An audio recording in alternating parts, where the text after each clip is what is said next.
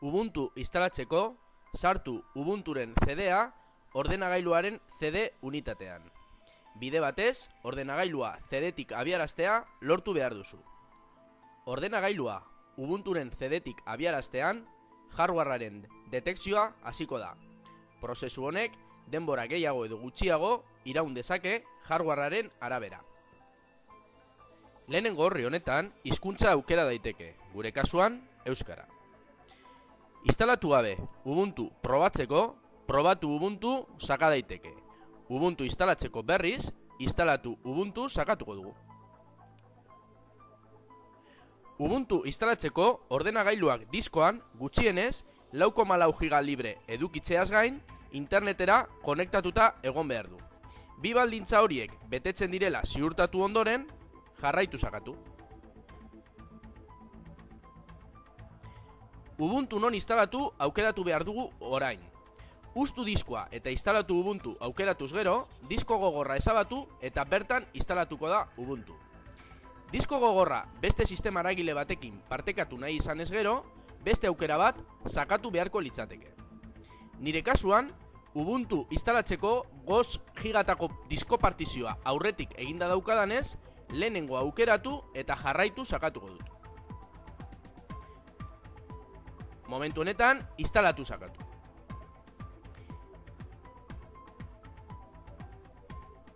Instalatze prozesuaren baitan, hainbat konfigurazio horri agertuko dira.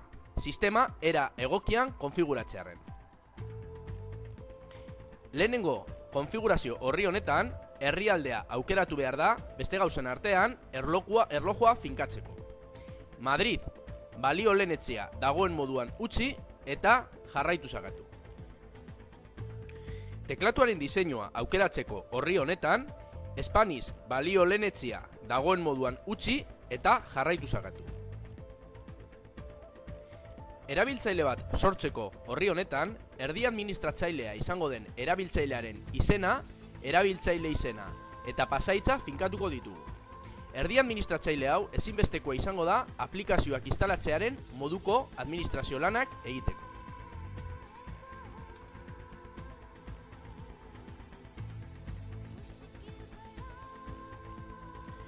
Pasahitz labur samarra dela adierazten du ohar mezu honek. Pasahitza berretsi ondoren, jarraitu sakatu. Ubuntu instalatzen den bitartean, Ubunturen ezaugarriak azaltzeko orrialdeak agertzen joango dira.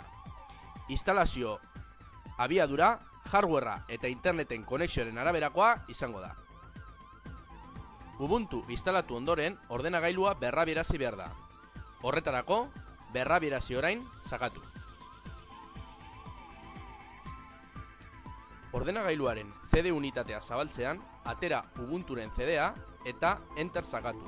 Sistemak hala eskatzen duenean.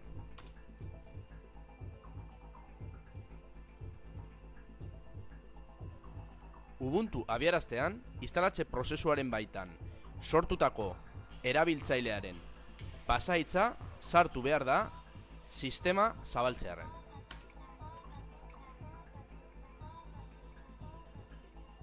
Hemen daukagu beraz Ubuntu 10.11 sistema eragilearen ingurune grafikoa. Egin ditzagun orain, administrazio lan batzuk, komando leihotik edo terminaletik. Terminala zabaltzeko, klikatu Ubunturen logoan edo abio leihoan. Bilatu atalean, terminala idatzi.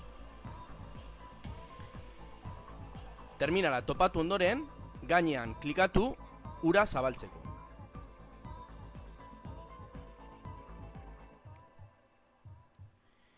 Lehendabizi, root administratzailearen pasahitza definituko dugu.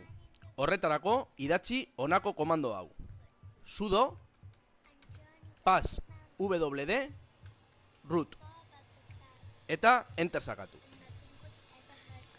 Sartu beharreko pasahitza aurretik sortutako erabiltzailearena izango da. Pasahitz berria aldiz, root administratzailearena izango da.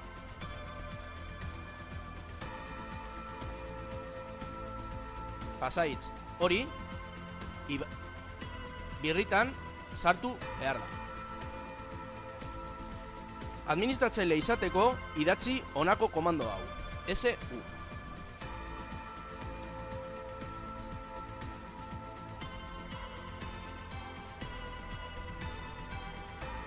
Fija zaitez, nola aldatu den root erabiltzailearen adierazlea.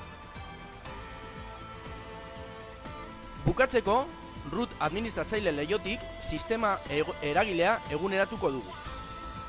Eguneraketak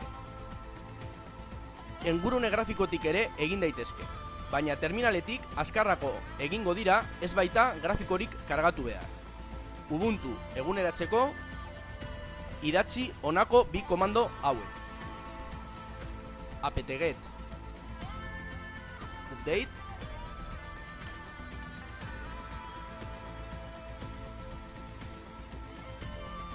eta honekin bukatzerakoan apt-get upgrade.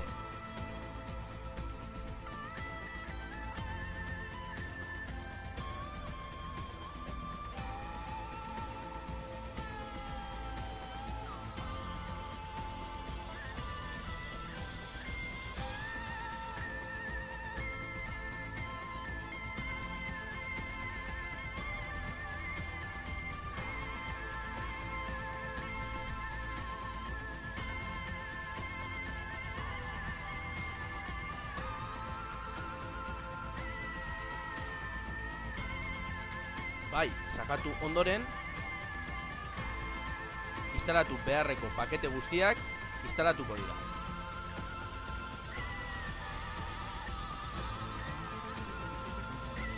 Sistema eragilea eguneratu ondoren, root leihoa eta terminala bera itxi daiteke exit komandoa erabilita.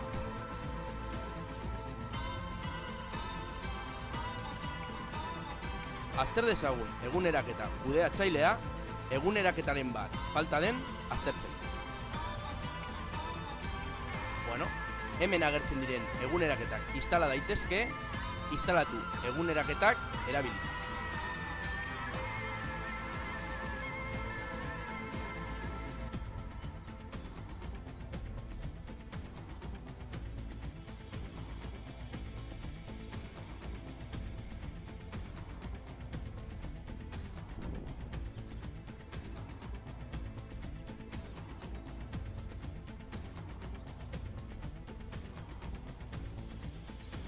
Hemen sartu beharreko pasahitza instalatze prozesuaren baitan sortutako erabiltzailearena da.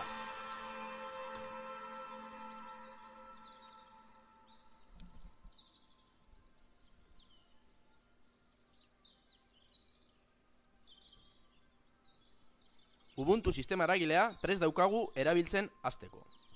Eguneraketen instalazioa bukatzearren, sistema berraberazi behar da.